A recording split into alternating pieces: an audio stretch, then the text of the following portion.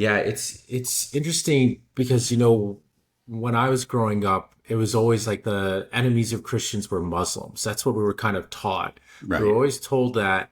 And then once you start to learn a little bit about it, it's actually Muslims and Christians are actually very much more aligned than we think. That that the Muslims don't reject Christ. They believe him to be a great Right. prophet, and like you Right. said, They the yeah Messiah they coming describe back. him as a great prophet. That's right, and they do see him as the Messiah too, but they don't believe he's the Son of God.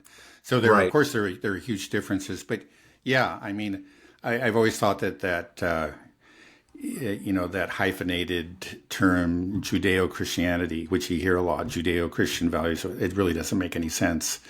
I Right. mean, Because he's it would Judeo. almost right. It would also almost make more sense to say Islamo-Christian values or whatever.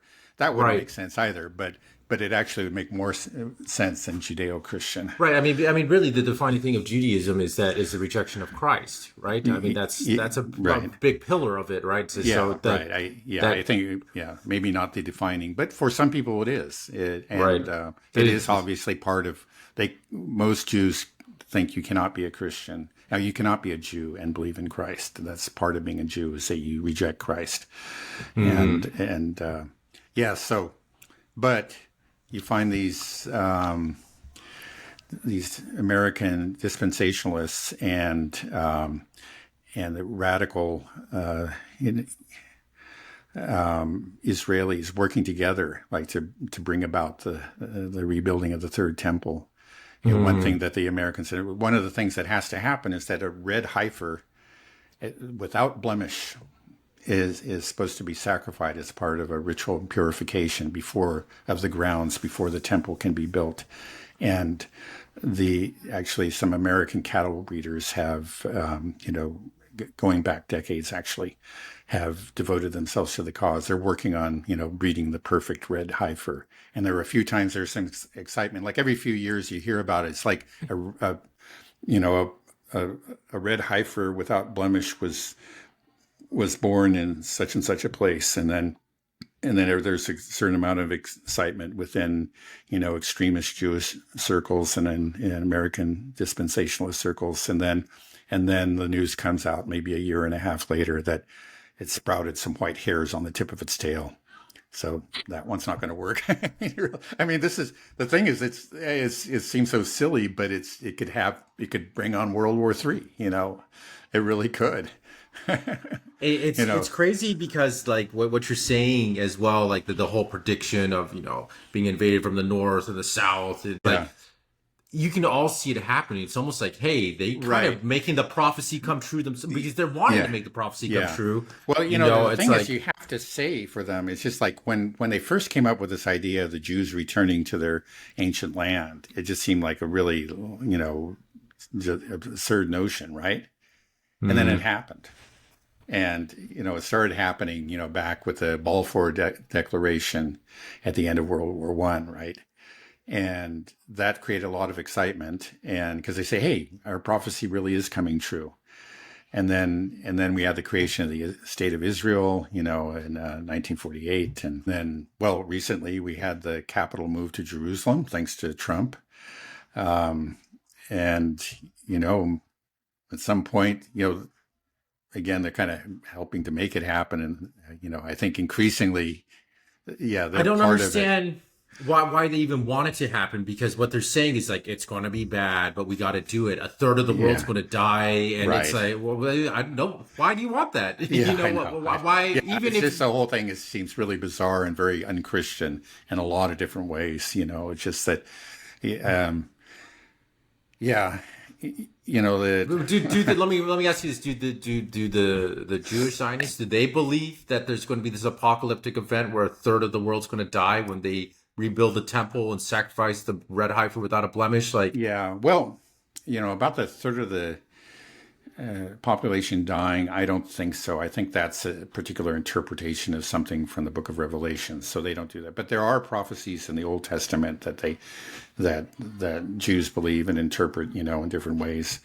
But yeah, I think the rebuilding of the third temple and a notion of of course they believe in a Messiah And they do have some idea of an antichrist, so they obviously wouldn't use that term. What is it? The desolation of abomination or something. So that there is they do have their own end times kind of vision and a battle of Armageddon. That will be brought about from what they do. Yeah. From Okay. the creation. Yeah.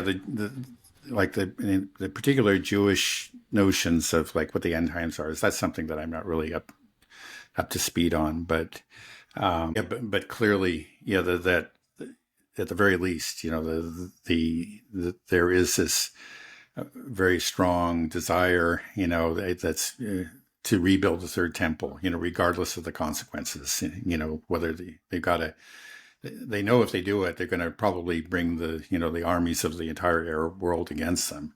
It's going to be hard for Arab governments, no matter how corrupt, to stop their people. If Al-Aqsa is actually torn down.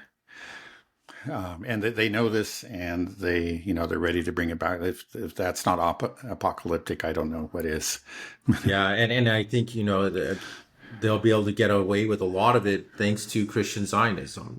Thanks to the support that's come from the U.S. You see so many of our congressmen and senators invoking Christ in the Bible to justify, sending military aid to Israel and giving them everything can, and they're our greatest allies, and to defeat these evil Muslim hordes, which is just bombing children in Gaza, it seems like. Yeah, no, it's a real force. I mean, again, it's something, and it is an independent force. I think it's, of course, it's been buttressed and by Jewish Zionism. If you're going to speak about this kind of in crude terms, but I think very accurate terms, you say with Jewish Zionism, has the money and the media power and the political power. It's got the lobbies and the AIPAC, obviously, but Christian Zionism has the numbers.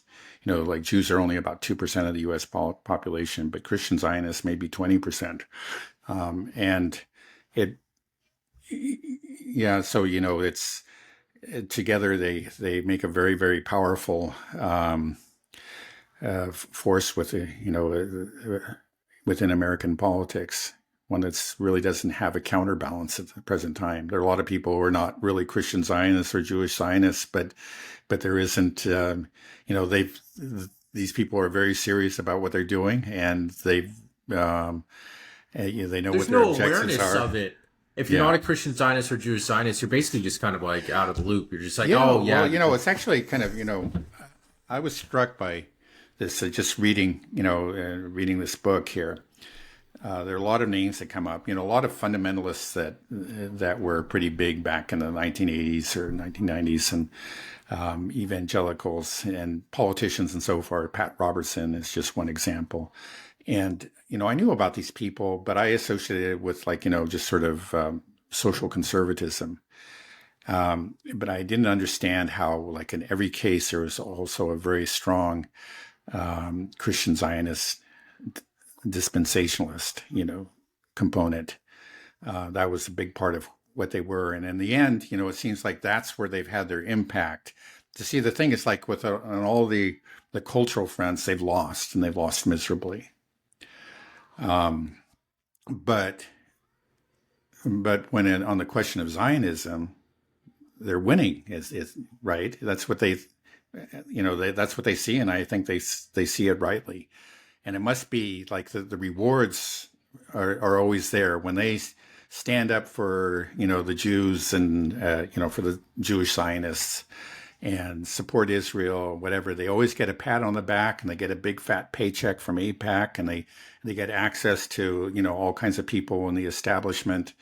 It's just like in general, fundamentalists are treated as, lepers, right?